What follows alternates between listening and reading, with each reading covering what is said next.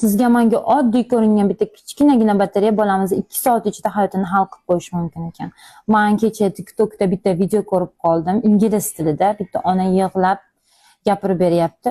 Bolasi shunaqa tokni yerdan olib yutib yuboribdi. 18 oylik ekan bolasi. Batareyani yutib yuborgandan keyin bolani so'lagiga aralashib ichidagi kimyoviy moddalar, toklar ichidagi mami joylarini, qizilo'ngachini, oshqozonini hamma yo'g'ini kuydirishni boshlayotgan. U 1 minut ichida reaksiyaga kirar ekan. Ikkinchi minutda уже qorayib 15 minut ichida shunday reaksiyaga kirishib yonar ekan ichida bolani.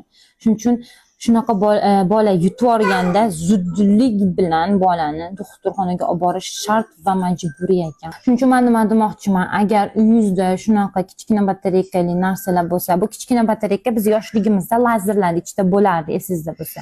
Iltimos, shu narsani tashlab yuborsiz ham mayli. Men bolamni ham o'yinchoqlarini tekshirib chiqdim, unaqa xavfli batareykali narsa chiqargan, katta batareykali o'yinchoqlari bor. Lekin ularni ham men hozir umuman toklarini olib hech nimani tokini qoldirmadim shu videoni ko'rgandan keyin, chunki umuman arzimaydi bolamiz shunaqa qiynalishigida. Bunaqa narsalar o'ynamasa o'ynamasin, lekin men olib tashladim. Sizlarga ham olib tashlashni maslahat beraman.